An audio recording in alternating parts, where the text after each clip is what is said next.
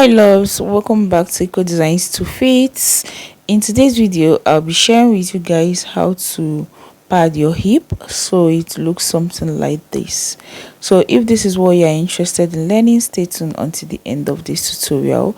If you are seeing my channel for the very first time, you are welcome. Please consider subscribing and don't forget to turn on your post notification to get notified once I upload a new video. Now guys, here is my skirt pattern. This is a basic skirt pattern. I actually made this tutorial in my previous one, so I'm going to be linking it, so you go check it out in case you don't know how to draft out your basic skirt pattern. Here is the lining I'll be using for this tutorial. So for this lining, I went ahead to cut out exactly what I have on my pattern paper plus stitching allowance. Okay, so the stitching allowance is right by the side, and to the upper part I added half an inch for joining the waistband. Here is the actual fabric I'm going to be using. So guys, this is for both the front and the back piece. I'm going to bring in the foam which I'm going to be using for this tutorial. Now guys, I got this foam for 2,000 naira per yard in the market, and it's a laminated foam. The height is about 0.25 inch, but I'm going to double this foam to make it half an inch. This simply means that I'm going to be using half an inch foam. All right, so on cutting out the actual piece, I added extra 1 inch to the hip. Now I'm going to bring in this pattern so that I'll explain further what I mean by this. Okay, this is my front pattern, and you can see I added 1 inch for stitching allowance, plus then on the hip I'm going to add 1 inch extra. Okay, this is simply because I'm making use of half an inch foam, so I'll be needing half an inch for the front and half an inch for the back on the hip point. I hope you guys understand. So you can see this is the lining and the actual piece, and you can see that the difference is right on the hip point. Okay, so the actual piece is bigger than the lining right on the hip point, and the lining is 2 inches shorter than the actual piece right on the hem. All right, so guys, we are going to cut out templates which we are going to use to form our hip padding. Now this is my front block. Go ahead and from the waistline go down by 1 inch, and from the knee length go up by 2 inches. Now go over to the hip points, and from the side you are going to have to go in by 4.5 inches or 5 inches, but for this particular tutorial I'm going to be making use of 5 inches. So I'll place my mark and then go ahead and connect these 3 dots together. So I'll connect from the knee over to the hip point and then back to the waistline. Now guys, after connecting it, you notice there is a little bit of sharp curve. Go ahead and blend it and cut it out.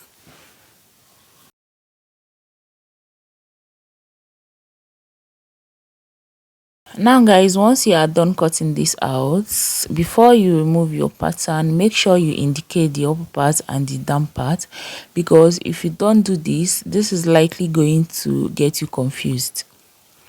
So we are done, and you can see I use that asterisk to note the back of my pattern. Okay, now we are moving over to the back. Now on the waistline, come down by 1 inch again, and on the knee length go up by 2 inches, and right after the zipper allowance on the hip points go in by 1 inch again, because you don't want your hip padding to affect your zip. Now once you are done with that, you're going to go up by 3 inches from the 2 inch after the knee length. Now on that same 3 inches go in by 4 inches. or 5 inches, but for the sake of this tutorial I'm going to be making use of 4 inches. So you're going to have to connect these 4 points together.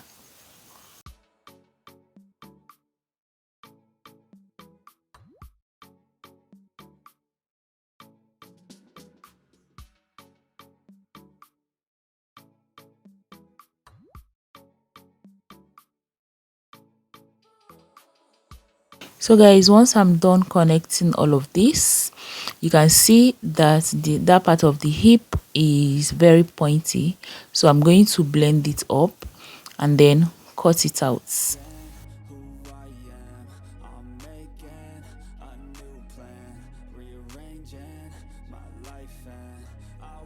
Now once you are done cutting this out, go ahead and as well indicate the upper part and the down part. Please guys, this is very important, don't forget to do this. Okay, now you are going to go ahead and bring in your foam.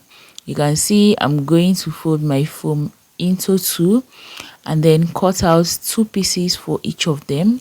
Once I'm done cutting out 2 pieces for each of them, I'm going to cut out extra 2 inches, okay, making it 4 pieces for each of the front and the back, because I'm going to use adhesive like a glue gum or any fabric gum to gum this together. Okay, initially I told you that I'm going to double this to have half an inch foam, because the size of this foam is 1/4 inch, so I'm going to double it so that I'll have half an inch foam. All right, and once you are done, please don't forget to also note the upper part and the down part on the foam direct, because you are going to still remove the templates and then work just with the foam. All right, so I'm done cutting out the back piece. I'm going to cut out the front as well. That is what you can see me doing right here. And like I said, I'm going to cut out 4 pieces for each of them.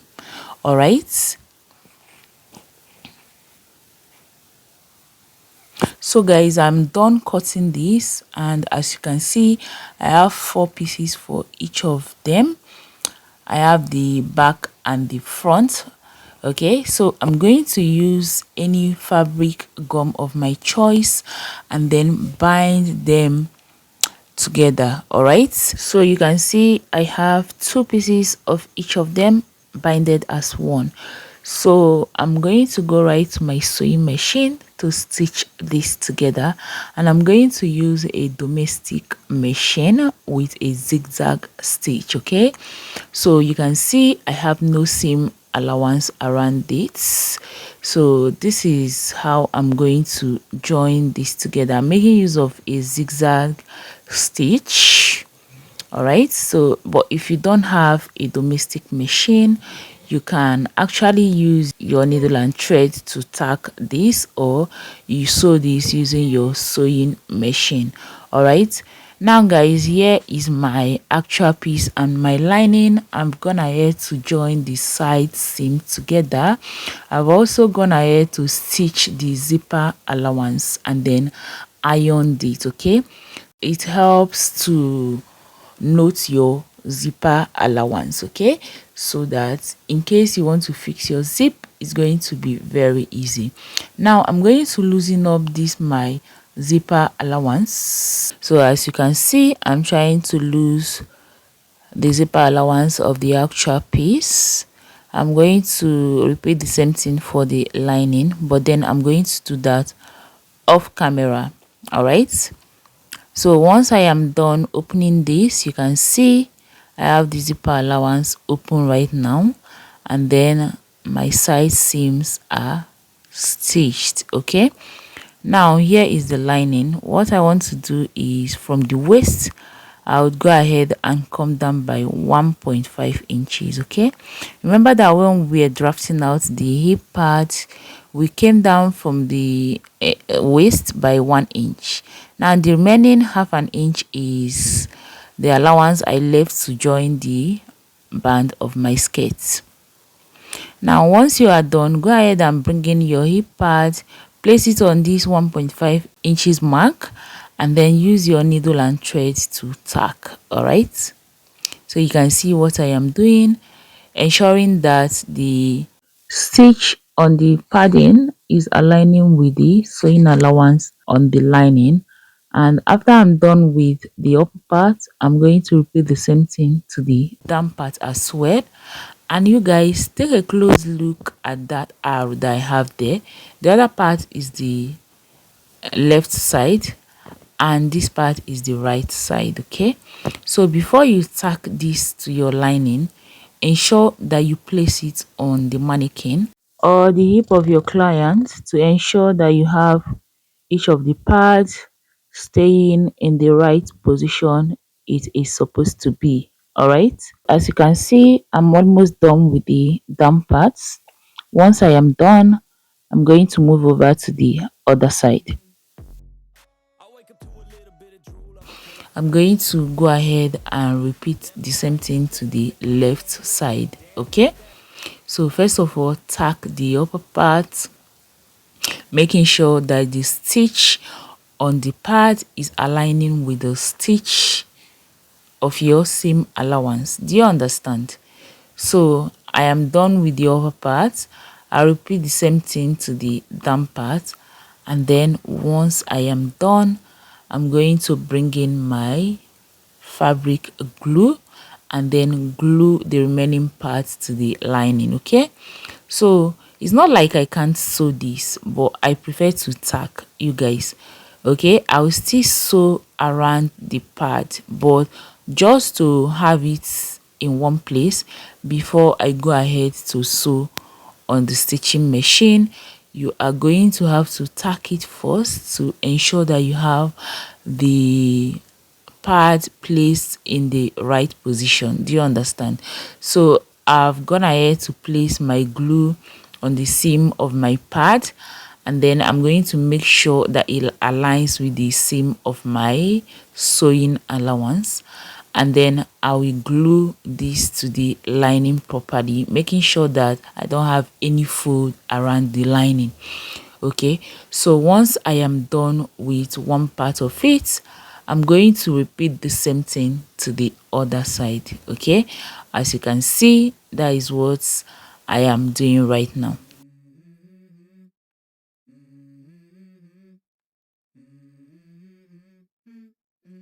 Let's go. I wake up to a little bit of drool on my pillow, feel like it's gonna be a bad day. Yeah, I'm tired of shit, and the coffee ain't hit yet. Damn, ain't that great. I don't wanna go to work. Now, guys, once you are done gluing this on the lining, go ahead and stitch around the pad. Okay, and this will help it stay flat. All right. Now, once you are done sewing this, go ahead and trim off excess foam that you notice coming out after the sewing. Okay, so guys, here it is, we are done. So the next thing I'm going to do is to go bring in my actual piece, and then I will sew the down parts using 1/2 inch and then top stitch. Once I am done, I'm going to sew the side seam, okay, which is the zipper side, using 1/4 inch. All right, and then once I am done doing all of this, I will go fixing the band as well, and then from there I'll fix in the zip. Okay, so guys, this is actually very simple, and that is what you can see me showing you right now. At this point, I've stitched the down part. Okay, now I've also stitched the zipper side. Now what is left of me now is to go ahead and fixing my band and as well fixing my zip. Okay, so the next thing you're gonna see is the finished look of this our padded hip. Okay, so guys, here is my outcome. This is what I have. I hope you guys find this video helpful. If you do, please do make sure to give this video a thumbs up, and please turn on your post notification in case you haven't turned it on, and remember to share this video so that more people can get to see this. I will see you guys in my next one. Bye.